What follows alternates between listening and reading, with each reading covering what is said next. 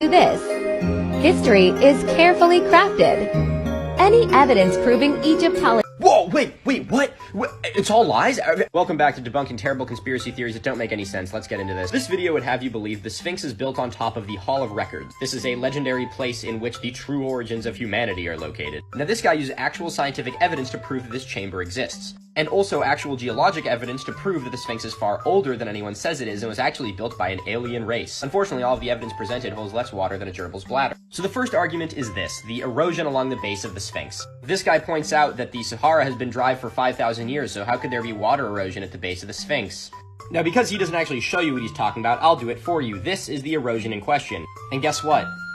It's sand erosion. It's wind-blown sand. This Sphinx is in a desert full of sand. Even looking at this image proves that. These lines are all at angles because this is the slope of a dune, and the sand blowing past it eroded into the Sphinx before it was excavated. That's also why there's multiple levels going up it, because the dune changes over time. Before you say it, yes, I do see this, and that probably is water erosion. Because even though it's a desert, this area can still get between a half and 1 inch of rain every year. And this has been here for 5,000 years. So how do we know how old the Sphinx is? We know the Sphinx is about 4,500 years old because stone quarried from the body of the Sphinx was used to build a temple in front of it. And we know how old that temple is because it's full of statues and inscriptions. And more importantly, despite the extensive archaeological excavations in Egypt, there has been zero evidence of anyone predating the Egyptian civilization 5,000 years ago. So that's bullshit. Moving on. Then we get into my favorite one, which is this, where he actually cites a source. Now, this slide would have you believe that a geology professor proved the existence of the chamber he's talking about. I mean, he cited a source, so how can it be wrong? But oh no, both of these guys are actually widely renowned pseudoscientists. This guy, Robert Soch, actually does have a teaching degree and works at the College of General Sciences in Boston. But the thing is he has been criticized by every single other member of the academic community for just spouting complete bullshit. Here's one of my favorite quotes from an actual Egyptologist is, "You don't overthrow Egyptian history based on one phenomenon like a weathering profile. That's how pseudoscience is done, not real science." And Dr. Robert Fritz described him as a pseudo-historical, pseudo-scientific writer. Now as for John Anthony. For the best of my searching, I can find no evidence of John Anthony having a scientific background. He is, in fact, a playwright.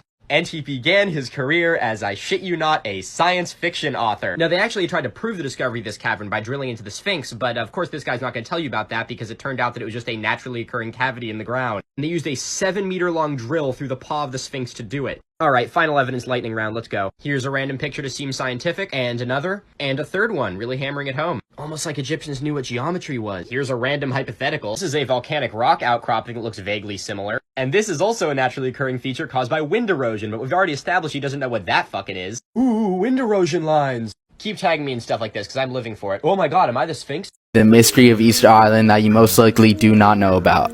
One of the things that's always amazed me is that literally in the middle of the South Pacific, you find this very strange island. Hey Bruno, while you do strike me as someone who would be amazed by an island simply existing, you don't strike me as the kind of person who would consciously cite a white supremacist while trying to make a scientific argument. I was gonna give background on Easter Island to start off here, but I like to think most of you guys probably know it already. And frankly, I just need to get into this video because this is one of the most frustrating things I've ever seen in my life. So in this video, the kid who talks like the Burger King foot lettuce meme is gonna try and convince you that the Easter Island heads are far older than they actually are. He has not one, but 2 pieces of evidence to support this. The first one is this: the Easter Island heads' bottom halves are buried in soil. How is it possible there can be this much soil on an island when it's in the middle of the South Pacific? It's because they cut down all the trees on this island, Bruno. That is part of the reason why the indigenous population went extinct here. When there are no trees, raindrops hit the ground and there are no roots to hold the soil together and the soil washes away. And as if to prove my point, this moai is the bottom of a hill, showing you that all of the soil washed from the top of this hill and buried the bottom of this statue. It is not older than everyone says it is. Stop it. But now here's the really bad part of this video. These are his citations. Robert Soch actually does have a teaching degree. He is a renowned pseudoscientist, and I am ashamed to admit that he actually does live in my home city of Boston. But Frank Joseph is the one that I want to direct you to.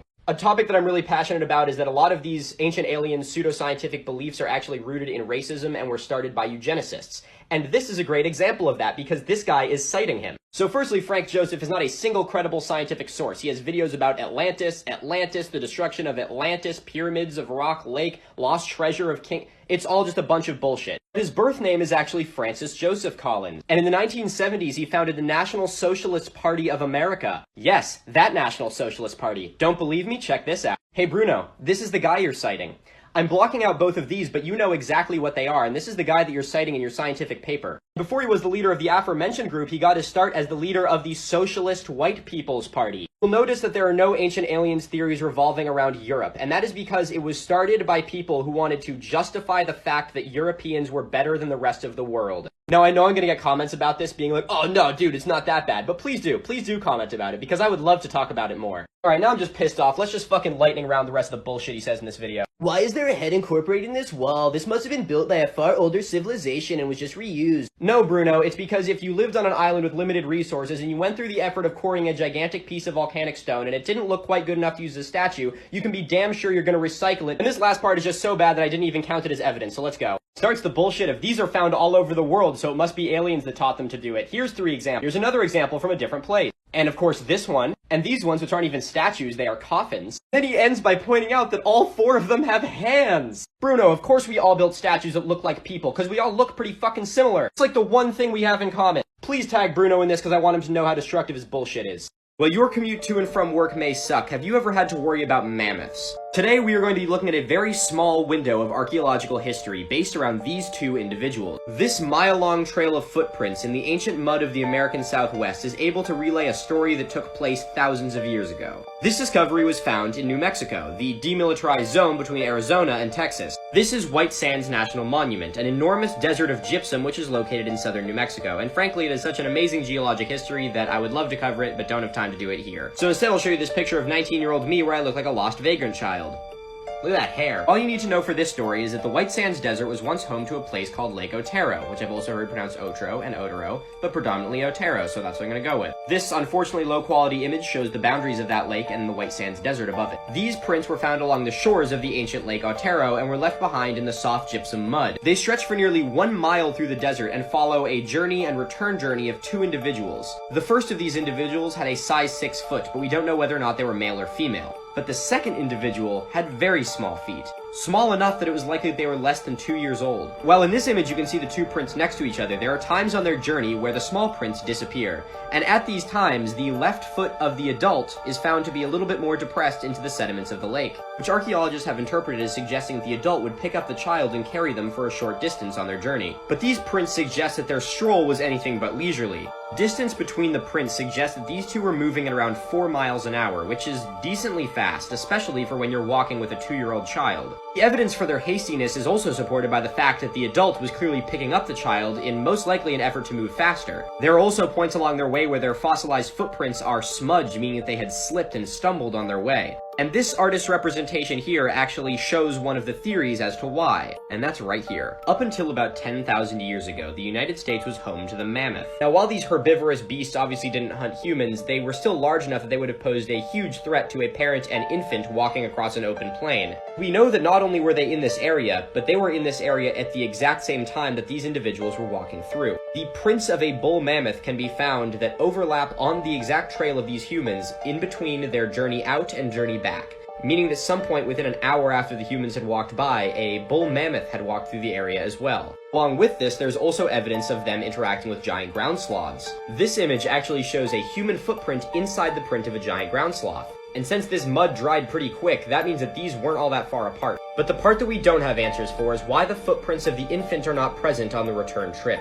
It's currently theorized that the child was brought and left with someone else. It is likely that one person traveling alone would not have wanted to carry a child with them, especially in this hostile environment. But perhaps they were transporting them to another group of people to take custody. Although we may never know. When you see these prints, think of the young family trying to traverse this landscape more than 10,000 years ago. Wow, y'all have been tagging me in this video like crazy. And I see why, because it's a perfect example of Space Rex's weird, incoherent, nothing makes any sense conspiracy theory. Rex wants you to believe that these are like giant snakes or like dragons or some leviathan or something like that. But guess what? It isn't. The first clue is actually on the screen right now, and that's the fact that the site is called Wadi El Khatan. Do you know what that means? It means Valley of the Whales, Rex. but you would know that if you Googled it. The mudstone which the site is made out of was deposited on a seafloor tens of millions of years ago, and because of this it houses a wealth of marine fossils, including one that you actually show off here. This is actually the first complete fossil of a basilosaurus ever found. This big fella swam the ocean about 40 million years ago and is a descendant of many of our modern whales. See, Rex, you don't have to lie for things to be interesting. And this isn't some super unknown site that the government's trying to keep from you either. It's so important that it's literally a UNESCO World Heritage Site. And if you don't believe me, here's UNESCO themselves saying that it's an invaluable site because of its extinct whale fossils. So while this video may not have any proof of dragons, it does have some really good method acting.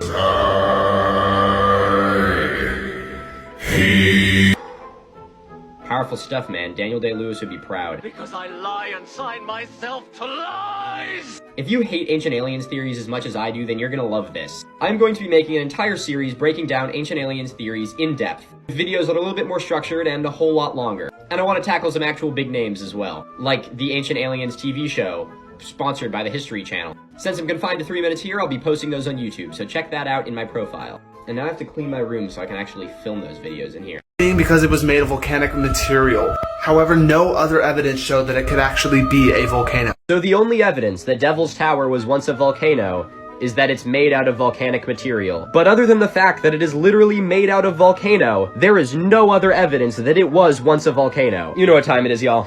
We're talking about Devil's Tower, let's get into it. Devil's Tower was a volcano, but why does it look like this? I suppose that's why you're here, let me tell you. So this is located in the Black Hills of Wyoming, which in the course of the last tens of millions of years have been underwater multiple times, meaning that the area around this is comprised mostly of sedimentary rocks. This rock type, comprised of things like sandstone and limestone, is quite soft, meaning that, as you can see here, it erodes quite easily. This image actually highlights quite nicely the different sedimentary layers in this part of the world. About 55 million years ago, Colorado's tourism industry was founded when the Rocky Mountains started to be pushed up. Little detail the people from Colorado don't want you to know is that there are actually Rocky Mountains that aren't in Colorado, meaning that the geologic upheaval caused by these mountains being pushed up extended all the way into Alaska. And in Wyoming, your 5th grade science fair project happened. And from the ground came magma. However, the volcanic activity there did not last forever. And as the crust changed and the magma chamber was cut off from the bottom of the earth, this magma began to cool. You see where this is going, don't you? It's directly behind my head, actually. And this happened.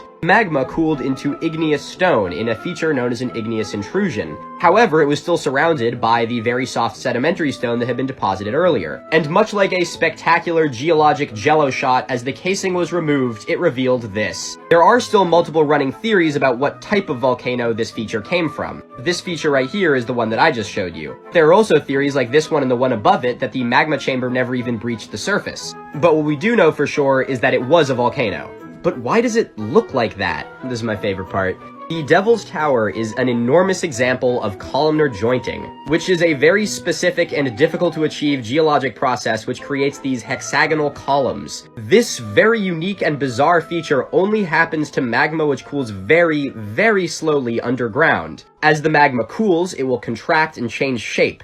And because of the structural makeup of this slowly cooling rock, it will naturally separate into these hexagonal columns. And this process, while incredibly rare, creates just some unbelievably beautiful rock features. Features like the Giant's Causeway. And I mean, look at that. It's unbelievable. Needless to say, this site houses an unbelievable amount of cultural significance for the indigenous groups of this area. In Lakota culture, 2 young women were saved from a bear when the Great Spirit raised this land up, and the striations on the side were caused by the bear's claws. And the Sioux tell a similar story with 2 boys, and the bear later becomes one of the buttes in the area. I'd love to go into why we should change the name of this place, but I'm probably going to have to do that in another video because I'm out of time. But thank you all very much for watching, and feel free to give me a follow if any of this interested you.